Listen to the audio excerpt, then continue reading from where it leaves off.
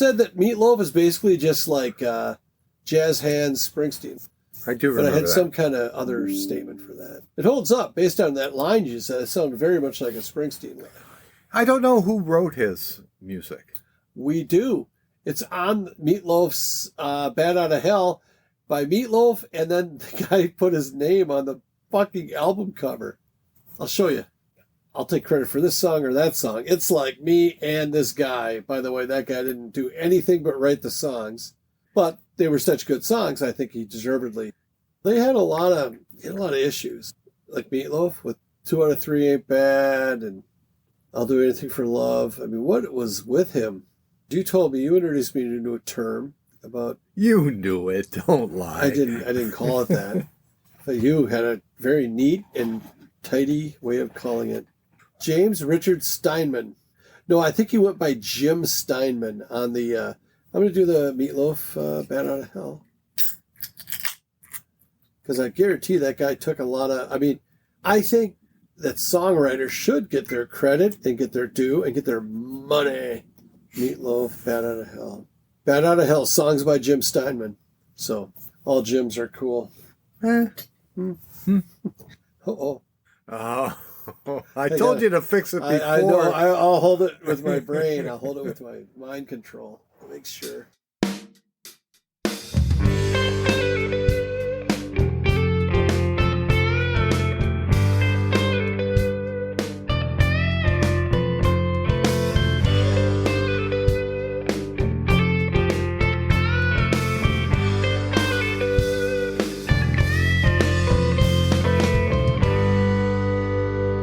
Hi, we're TheAscertainers. Welcome. We are a podcast, which you probably knew by now, and we're two old men from Minnesota that get together once a week for the last 112 weeks. I think it was 113th episode.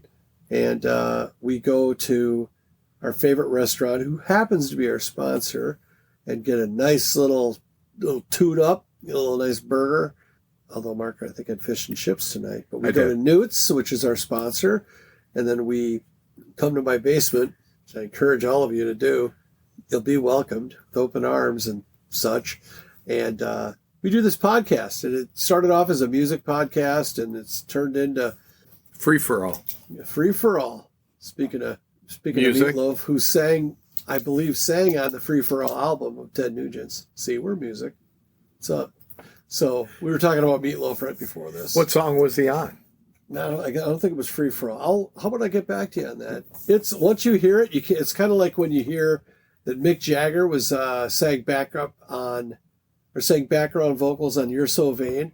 Once you hear it, you can't unhear it, but you never heard it before. So I think he sang on "Hey Baby." Maybe no, that's I'll get it. I'll look it up. Maybe when you start talking, I'll look up that. What movie was he in? Meatloaf. He was in Fight Club. Or Rocky Horror Picture Show. And Fight Club. Yes, he was in Fight Club. Who? He had boobies in Fight Club. This is Bob. Bob had bitch tits. That's not a very... Nice thing to say. I don't think so. But I'm looking up Meatloaf. Anyway, so here we are. We're the Ascertainers. We are glad you decided to listen to us. We'll get better. Just give us like 5 minutes or so. That's Mark. This is really Mark's brainchild, but he considers it our podcast. So, Mark, would you like to say hi? Hi, everyone. All right. I found out the songs that Meatloaf sang on. He sang on 4 songs on the album Free For All, but he sang on Together, Light My Way, Hammer Down. Hammer Down is probably the one that was... Oh, he didn't sing on Light My Way. My bad. Fudge. Hang on.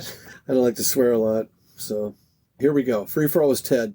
Dog Eat Dog. Oh, this is a pretty good album, man. It was Derek St. Holmes. Writing on the Wall was Meatloaf. Turn It Up was Derek St. Holmes. Street Rats, Meatloaf. Together, Meatloaf. And then Hammer Down. If you listen to Hammer Down, you know it's Meatloaf. So anyway, it's enough about Meatloaf. Jeez. Well, how do we get on that? The Meatloaf. We do impressions. We do a lot of cool stuff on this show. Anyway, I am trying to turn over a new leaf for those thousands of listeners. Sorry. For the few listeners that do religiously listen, maybe you'll be able to tell what's different about this one? Because I'm not going to tell you. You just, and I also can't commit that it'll actually happen, but I'm going to try. I'm trying, Ringo, trying real hard. Pulp Fiction.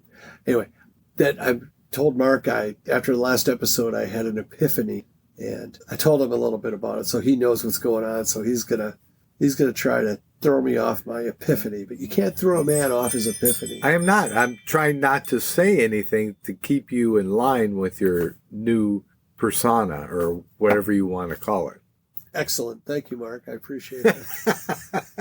Is that like coming up to a stoplight, counting 2 seconds before you go through the green? Like you had a couple of pops? Yeah, it's like, I stopped. I can hear the gas, sloshing back and forth in the tank. But we were at the Newts tonight.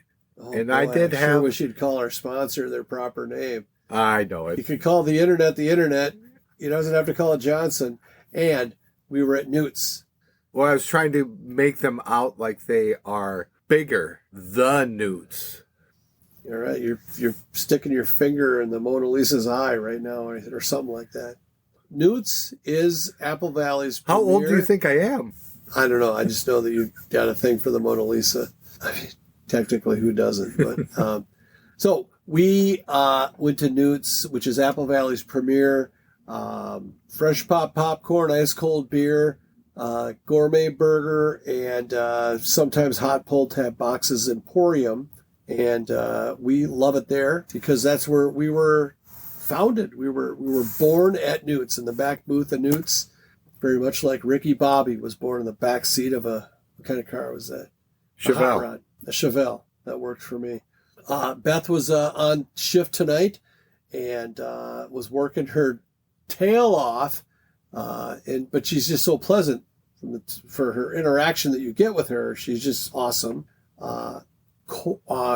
Cam and Devin, the two busboys that we have adopted as Ascertainers mascots, maybe. It was their prom, and they had dinner with their dates with a couple other couples or whatever, and they stopped by to say hi. And I thought, oh, that really warmed my heart. That it was very nice. Do that, and yeah, it's all good. So Newt's, if you haven't been to Newt's, I sure encourage you to go. And if you have been to Newt's, go again and let them know that the Ascertainers told you to drop on by. I would like to mention that we saw pictures of MJ's new baby. MJ, who was our server on the night that Newt's was born, has since born a child. How about that? The circle of life.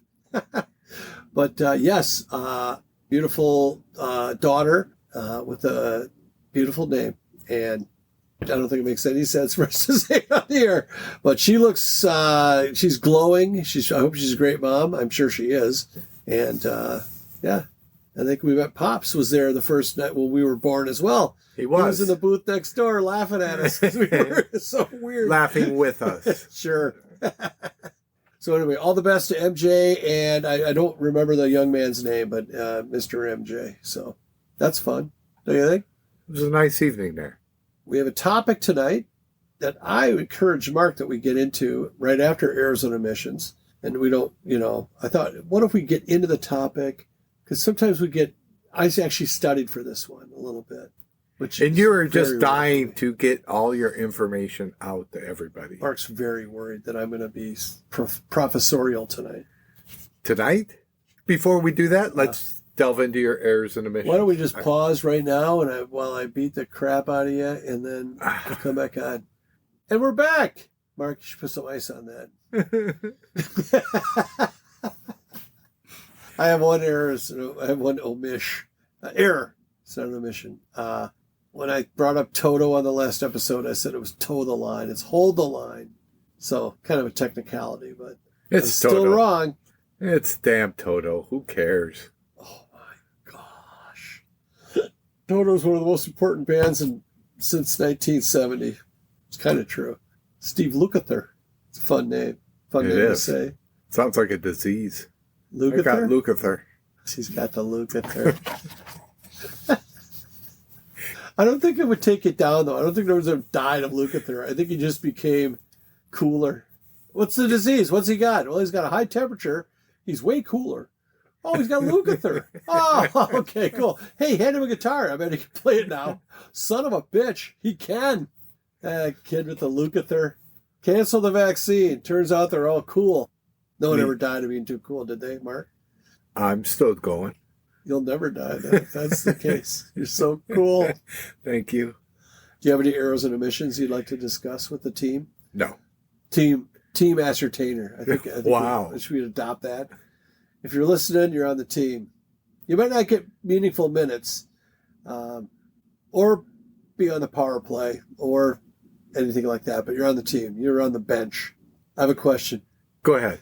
I'll ask you a question, which I think will elicit a response. I saw a commercial. Are you familiar with Kenny the Jet Smith? No. The guy from the NBA with Charles Barkley and Shaq and the other guy. Okay, yes. Is it Kenny Smith? It's Kenny. But you know who I'm talking about. Yes. I'm pretty sure it's Kenny the Jet Smith for those that are listening. And he was doing a commercial, and for some reason on this commercial they showed him like running, and it's not fun to watch him run. His knees it's like they're backward deer legs or something. They just don't seem to work right. And that I mean, it's the question. In a 100-meter dash, who do you like? Kenny the Jet Smith or Steven Tyler? Oh, I think I would do Steven Tyler. Are you serious? Yeah. They both can't walk for shit because their knees are just jacked up. It would take forever, is what I'm saying. I didn't know Steven Tyler had bad knees. Oh my gosh! Have you ever seen him try to walk? No. It's not pretty. It looks like a dinosaur walking. It's not. I'll maybe post something. I guess I've only seen him on stage, and he does all right on stage. Okay, wow. I thought that was going to be the comedy relief, and you're like, nope. I think Steve's legs are fine. Denial is more than a river, Mark. I was really worried that you were going to say something. Oh, but so you were like, all you thought about was how you might be impacted by this? I did. Is that narcissistic? Oh, no. No way. You're not a narcissist. That's what it says on the card. Okay.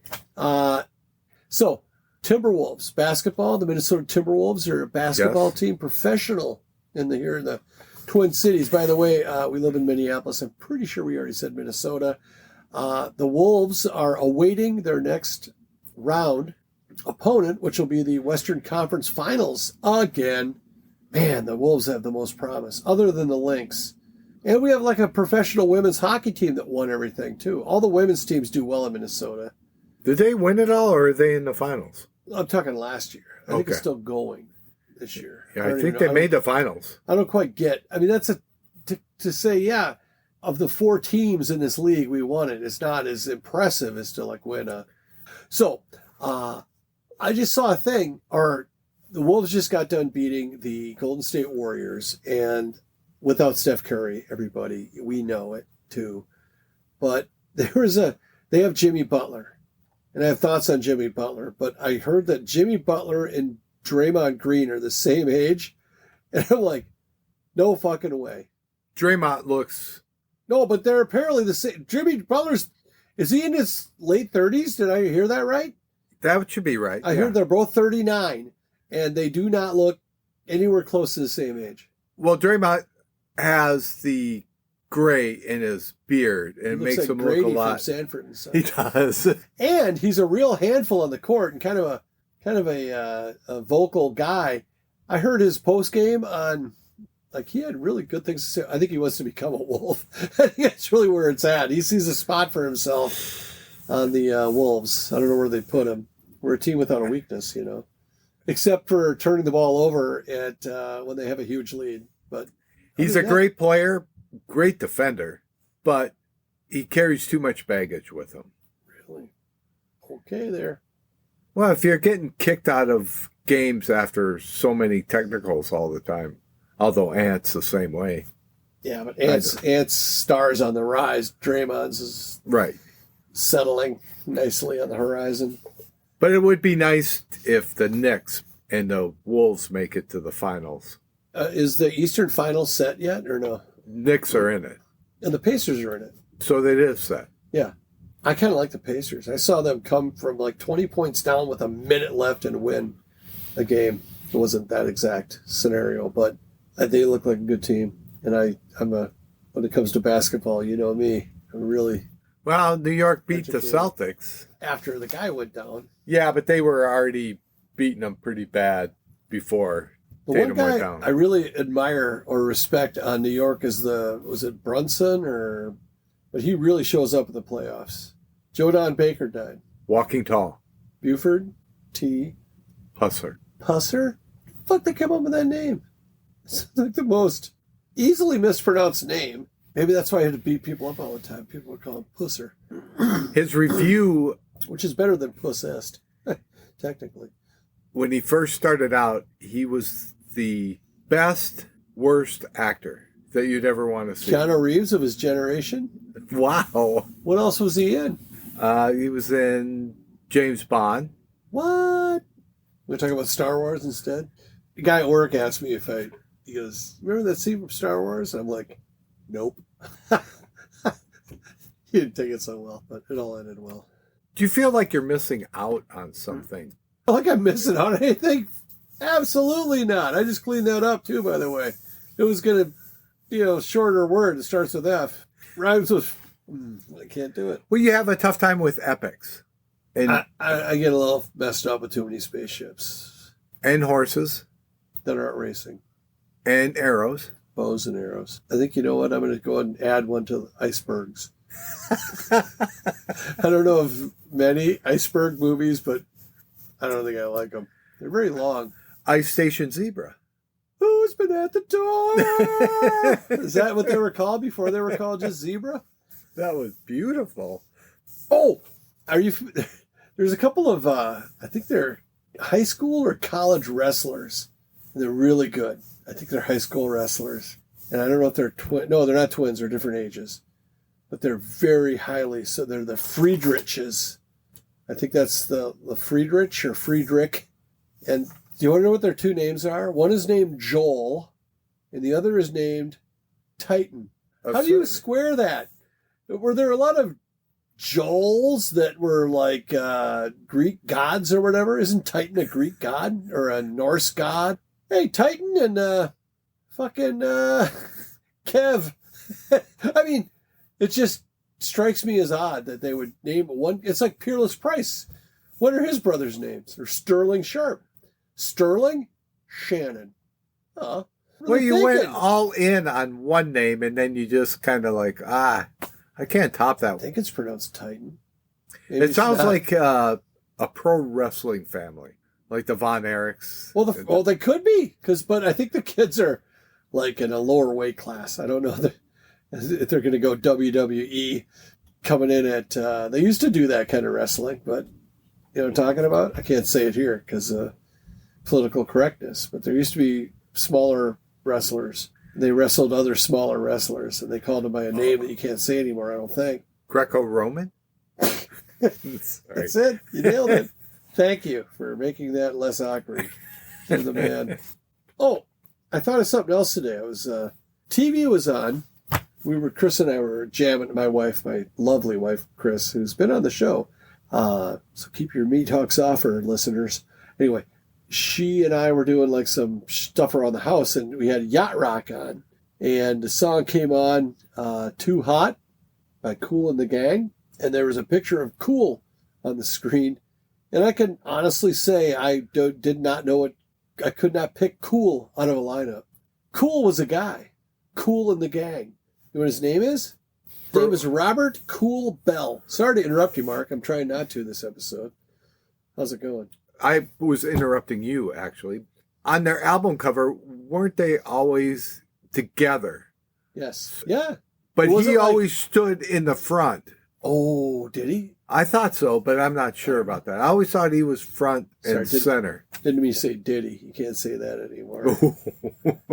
Damn. Diddy, what'd you do? Why you gotta be like that, Diddy?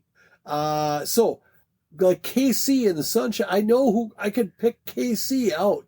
Kool. He blended in because he was cool. Dude, I'll tell you right now, if I named this podcast Kool and the Gang and I was cool, I would wear like a different colored outfit or something. Like a T-shirt that said "Kool" on it, or something like that. Or if the parents named you Kool, His and name then was your Robert. brother was... His name was Robert. His brother was Peerless and Titan and Europa. Hey, I was just thinking about moons. What's up? Your interplanetary leader, TheAscertainers. Everybody going to go to Newt's? I'm just going to do a quick Newt's check-in. I hope you do, because it's good. It's good. And if you're going to get a burger there, just ask for it smashed. You'll thank me. You can thank me later. It's the same amount of meat, but it's 2 smashed patties versus 1. If you like a nice big juicy patty, that's fine too. But I'm a big fan. I can't get enough of that smash. Mark, what was the topic? It was your topic, and I supported it. I struggled with it, but I think I got some talking points on your topic.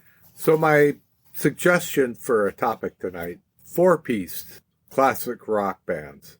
Pick your favorite ones from the 60s, 70s, and 80s. It was more difficult than I thought it would be. I find that the average 4-piece is a breast, a thigh, and then a leg and a wing, and that comes with a biscuit. Have you been to the new Popeyes? I've not. I haven't either. I've never been to a Popeyes. Years ago, I went to a Popeyes in Hawaii.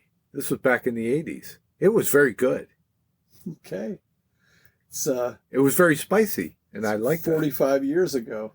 Ready to try again? Maybe. I'm going to give it another 5 years. Don't rush into it, man. Yes, you follow your heart on this one.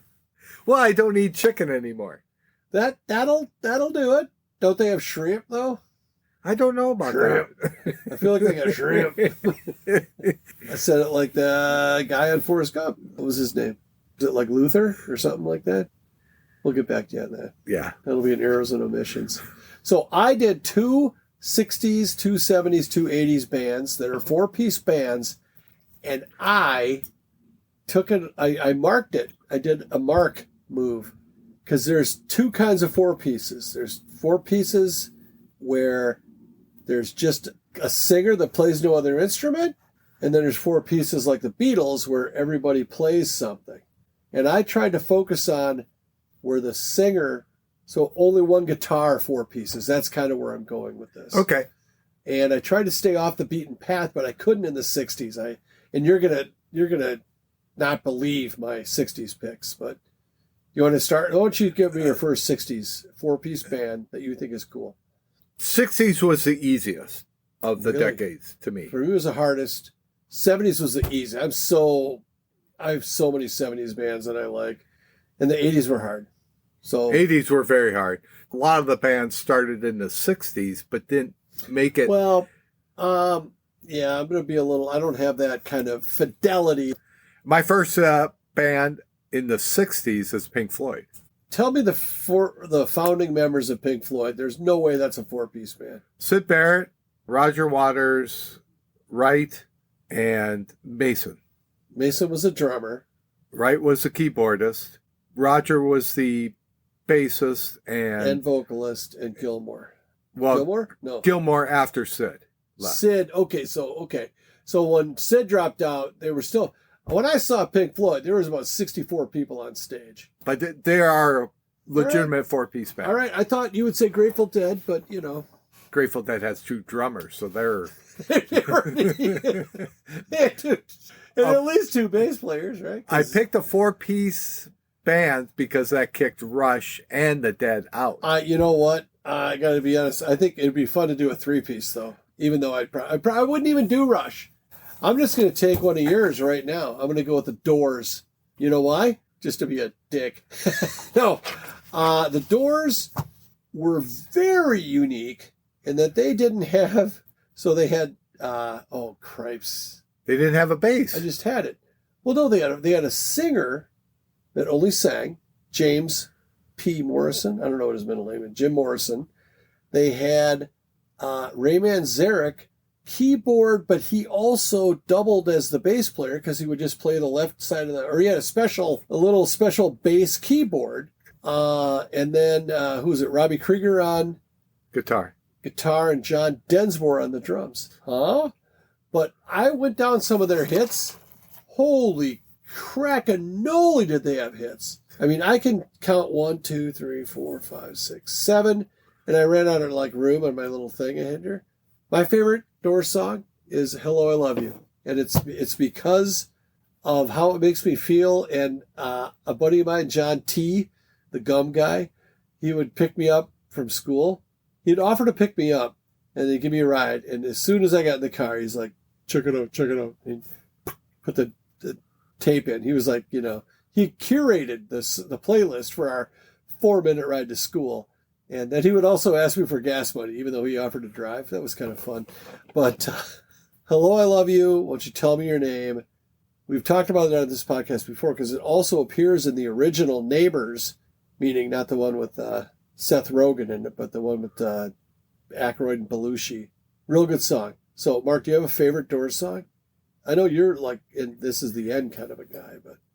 That's a great, especially live. That is so good. I mean, they had so many hits. But I would say Moonlight Drive is my favorite. Oh, which I'm probably familiar with, but it didn't make my list. I'd probably maybe recognize if I heard it. It was a poem that Jim mentioned to Ray before they started the band. Oh. So it was one of their first songs, maybe? It wasn't. The song didn't hit till later on. And then Krieger had the sliding guitar sound in it. And Jim goes, I want that in every song. I love that. That's not Let's Swim to the Moon, is it? Yeah. Oh, that's called Moonlight Drive? Yeah. Oh, it's a great song. All right. Who's your next 60s band, Mark? Well, I was going to bring up the Doors, but I'll say Led Zeppelin. All right. See, I intentionally tried to stay off the well-knowns, although the next one, so far we're unscathed, though. Although it sounds like you might have gone Doors. I would have gone Doors. Just because I'm going with my favorites. Zeppelin could have made my list because... Who was your first one again? Pink Floyd. So they had multiple No, they had a singer that played an instrument. Led Zeppelin did not. I don't know if Plant ever played maybe a guitar once in a while, but he wasn't featured as an instrumentalist. He was all voice and cock. Am I right, ladies? Sorry, they just wore tight fashion back then, Mark. Maybe he had something in his pocket that resembled a wiener, but I like it. He was kind of a dress to the right guy, I think. Stage right. Now I got that image in my head. And I know. You want to take a little break? You want to work it out? You know what? Hey, 4 to 5 dentists say don't let that build up. That's not good. So I'm familiar with Zeppelin and their work. How do we add to Led Zeppelin? I could ask you what's your favorite Zeppelin song. Oof, that's a toughie. Bands have that many hits. It's tough to pick out a favorite because sometimes it changes throughout time. If I'm being honest, the one that I remember having the most fun in was All of My Love because it was side 2 of In Through the Outdoor. And that's been covered on this episode too. But well, I think anything out there, like first and second albums, are all great songs. In fact, I didn't love 4. Levee's Gonna Break, great song. Is it their best song? No. Stairway, I'm just tired of Stairway. It's like omitted. It's like a diving score. You throw out the high, you throw out the low, and it's one of the best albums ever made. But it's like the songs don't grab you. They don't grab me as much as Physical Graffiti has some good ones. I just don't know a lot of the names of their songs. Like Kashmir. I like Kashmir better than most Zeppelin songs. But if you don't like the album and then you say it's one of the best albums ever made, that doesn't make sense to me. That's a diss on. It's one of the most complete albums ever. Like there are multiple great songs on that. Whereas sometimes a band would put out an album and there'd be like the hit, and then maybe a backup hit, and then sometimes you knew you were getting a lot of filler. Zepp didn't give you much filler. I'll say that because they were so popular, I didn't spend a lot of time listening to Led Zeppelin. That was kind of my thing, where it was like, they got enough listeners. I'd listen to some more like stuff like Rush and AC/DC and Rush. 70s. We got 2 more decades to go. Oh, did you finish your second one? Oh, I didn't. I went with The Who. Let's keep Jim honest and consistent. Not a huge Who fan, but when it comes to the best 4-piece bands from the 60s, the Kinks were there, CCR was there. The Who is so fucking good. They just have so many hits. And even not even the hits. It's just they just have good songs. For a 4-piece, they had a full sound. And a 4-piece with only one guitar. Because I think the Ox played a little bit of keyboards, though, too, didn't he? Because just like Zeppelin, just like their bass player would play some keys. And Twistle. Yes, thank you. I should call him the Ox, Dewey Oxberger. Stripes. Anyway, no, John Entwistle, arguably, he's in the Mount Rushmore of bassists for sure. If not I don't know if he's the top bassist, but he was really good and really revolutionary and really brought the bass to the front, which is what I like most about him. I mean, or I think what his best contribution was, that was a straight ahead rock band. And another classically trained musician. Entwistle or Townsend? Entwistle. And ask a lot of guitarists, and they'll say Pete Townsend was very, very influential. So he was a great composer. Is that what it was? I don't know if he was a great guitarist, especially a lead guitarist. Kind of like, I'm trying to think of U2. The Edge. The Edge. Yeah. It's not really anything fancy, but it's something unique. Yeah, he has a sound. U2, I had an opportunity to say U2 for the 80s, and I didn't. I picked a different band, but... they started in the 70s. You want to listen to, or you want to watch a documentary called It Might Get Loud. Pretty sure I'll try to put the trailer in the notes of this episode. It's Jimmy Page, Jack White, and The Edge hanging out, talking guitars, riffing for each other and stuff. And The Edge is... Maybe if you just took away all those pedals, he could just be a shredder. But I just think he's so synthesized and so, he has like all these chorus pedals and all this echo and all this kind of shit. And it's great. It sounds like there's 10 guys on stage. It's just him. It just doesn't seem as genuine as what I'm looking for. How about that? It works with their music. I cannot argue with that. And U2, obviously, they're doing okay. They don't need my vote for best 4-piece 80s band, and they didn't get it. That's like Adam Clayton. He's a very minimalistic bass player, but he comes up with these great riffs. Yes. No, they're I don't know. I don't want to say something that I'll have to regret, but I never really thought much of any of them, like individually, musician-wise, but they're great. What's great about them is that they complement each other perfectly. Yes. And all that jazz. All right, we going to the 70s? Before we go on to leave the 60s, I'm just going to throw out the Beatles. I mean, they got to be mentioned. It was, yes. And to me, that was so easy. And I feel like that if you're listening to this, you're looking for more than, let's pick the obvious. I mean, they could be considered the best band of all time. For sure. Zeppelin and Beatles. I mean, it comes back to the same argument. They both happen to have 4 members. What the Beatles had is they had 2 guitars and 4 vocalists, which is rare for a band. They usually sang lead on the songs they wrote. Okay. I guess. Why not, right? Except for Ringo. What did Ringo? He was on like Yellow Submarine, or what was he on? That and a little help from my friends. There you go. We started on Ringo. Ringo's underappreciated. And he's alive. Who's going to be the last living Beatle, do you figure? I think it's going to be Ringo. He seems the healthier one, even though he's a vegetarian or vegan, Paul McCartney. He's a vegan? McCartney or McCartney? Ringo, no. But he's married to Barbara Bach. Still? So I think so. Wow, what an enduring relationship. Good for him, Ringo. Good for him, Ringo. Good for you, Ringo. All right, we got to go to the 70s.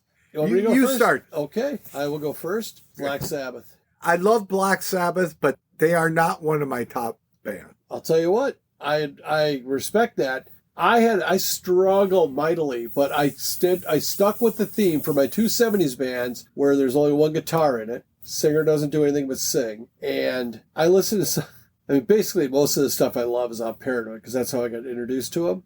But there's that one song, and I think it's a really early song. It's called N.I.B. Like, what is this one again? And then as soon as you hear it, you're like, oh, yeah. Oh, actually, it's the one that goes, oh, yeah. Da-na-na-na, da-na, da-na-na-na. It's so fucking good.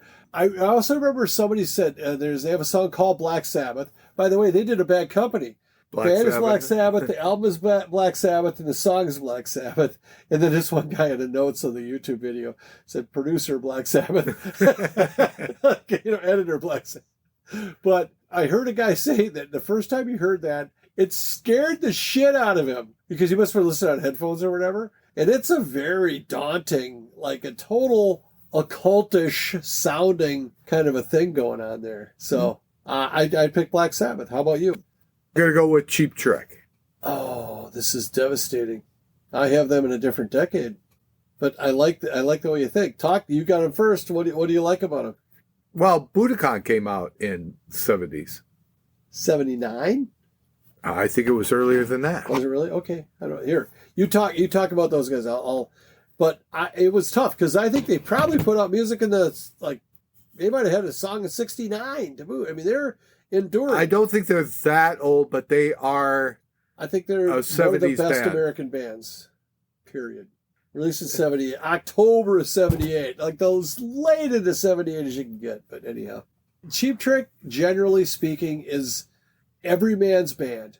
Their fans resemble every listener can identify with one element of Cheap Trick. Do you fancy yourself the Hollywood looks lead singer who occasionally play guitar? So that was where I bent my rule a little bit. Or you could be the really weird as fuck guitarist, Rick Nielsen, or you could be the kind of, I don't know what Buddy Carlos was. And then they had, I think Tom Peterson was the bassist, so you'd just be a regular guy. The drummer was the cigarette smoking. Yeah, but he wore a goofy tie, guy. A white shirt and a tie. They were just something. And they got the butts on the dance floor, and they're just an entertaining band. I love Cheap Trick. How many times I've seen them live? How many? None. Me too. What the hell? And it's too late now. I mean, I don't care. They're still touring, I think, a little. He still has a good voice, the lead singer. I think he could have made the list, too, years back.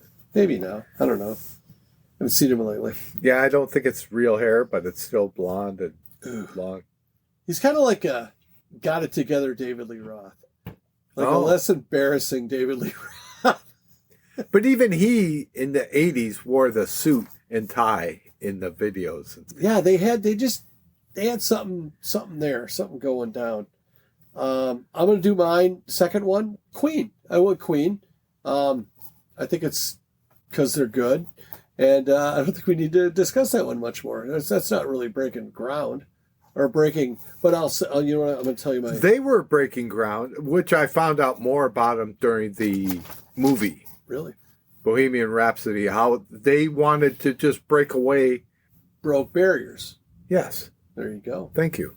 And I if I recall from the movie, not a documentary, but what was it called? Bohemian Rhapsody. Yes. That Queen was a band with a different singer. So the instrumentalists of Queen were established, and then Freddie kind of crashed the party and said, you need a better singer than this. And they humored him, and they auditioned him or whatever, and they kicked the other guy out, and here they are. But I think Brian May is a very interesting, I don't know if he's the best guitarist, he's a very interesting guitar player. The main guitar he played, he and his dad made it. It's called Big Red. Do you know that? I did. So it's like, is that a Gibson? Is it no, it's fucking homemade guitar. Another band, though, where he was still an excellent guitar. I mean, is he the best? I don't know, but he's up there. He should be in rock and roll, if there was a guitar rock and roll Hall of Fame. I'm not sure he's top 10, though. I mean, there's a lot of good guitar players out there. Of the 70s. I don't have anything bad to say about the guy. And the fact that they did, again, he was when there's, like, you look at some bands where there's a rhythm guitarist and then all they get to do is just decorate and riff and, solo and that kind of stuff. That's one thing. But like Brian May and Eddie Van Halen and Pete Townsend and fucking Rick Nielsen, they had to do all this. They had to create so much stuff. I'm not trying to put anyone in the same conversation with Eddie Van Halen, which, by the way, I had an opportunity to put Van Halen down, but I didn't. So maybe I will, since you took Cheap Trick from me. I am going to say something that maybe people won't agree with, but Pete Townsend was not high on my list of guitarists. He's a great songwriter, composer. That's not controversial to me. But he's not a great guitarist. He doesn't have any. He's got riffs. He's got chords. He's got. I can't even think of what's the one? Bob O'Reilly has a solo, and it's not much. It's not. Doesn't blow your mind. But you know what it did though? It served the song. So that's like Mike Campbell with Tom Petty and the Heartbreakers. You love every Heartbreaker song. You love the guitar work, but it's not like he didn't overstep. So yeah, but Queen. And I'm trying to think. God, there's just so many. If I had to pick a favorite Queen song, I think you got to throw Bohemian Rhapsody. That's like their Stairway. To me, that doesn't. If you pick that, that's like a cop out kind of a thing. I don't know. It might be Killer Queen. It's late. Oh yeah, you turned me on to that song. That's a really good song. I hadn't really heard it. I also like Crazy Little Thing Called Love. That's one of the catchiest songs ever. Best Friend. Yes, that's my second one. You call that song Jim. The rest of the people call You're My Best Friend. Ah. Oh, noted. You're up. I'm going to throw out another Led Zeppelin type, Van Halen. Okay. Have you heard of him? David Lee Roth, I've heard of him. He's the best guy ever. Great dancer. Wow, the choreography. But there were some other people in the band. The guy from Chickenfoot and the Van Halen brothers, who are Dutch. You know how I hate the Dutch. I think their dad was Dutch. I don't know about the ma, but the mom and dad were very good musicians, so they kind of couldn't help it, I suppose. Foghat for the 70s also should be thrown in there. Oh, I agree. I went with Cheap Trick was already discussed. I also had REM. I put REM over U2. REM has terrific songs, so I'll just leave it at that. And if you're not sure, you want to go to listen to Radio Free Europe or Driver 8 or even What's the Frequency, Kenneth. Some reason I kind of like that song. I wasn't a big fan of REM, but I understand how influential they were and they're good. How important they are. I told you about that concert that here the actor Michael Shannon covered. Oh, yeah. He fronts an REM cover band or something, right? And he's supposed to be just phenomenal. I'll say this. Mike Mills, the bass player for REM, very underappreciated by me. Holy crap. He has some pretty good bass lines. And he plays some pretty outside the lines bass parts. He doesn't just sit in the mix. I hate that kind of shit. You know that. Hey, Mark, thanks for doing this with me. Not only this podcast, but the podcast in general. We are the Ascertainers. I'm going to close her up for you tonight, Mark. That's the other thing I'm going to do. You always do this. And I want to give you a little relief. Thanks. You are a good dude. That ends when the mics go off, too. Don't look for any other kind of relief, pal. But your upper thighs do look tense. Anyway, you can get a hold of us. If you like what you hear, go over to Facebook and like and follow. Sorry, I double liked you there. And we have a email address. It's TheAscertainers@gmail.com. And you can tell us what topics you want to hear about, maybe. If we're noodling a foundation idea, if you have a charity or a group that you think could be worthy of our support, we'd love to kind of entertain that. We're quite a ways off on that, I think, but we're trying to just, make the world a better place, and hope we made your day better. And that's all I got, Mark. You got anything? No. Thank you for listening, and hopefully you'll listen to us next time. Bye.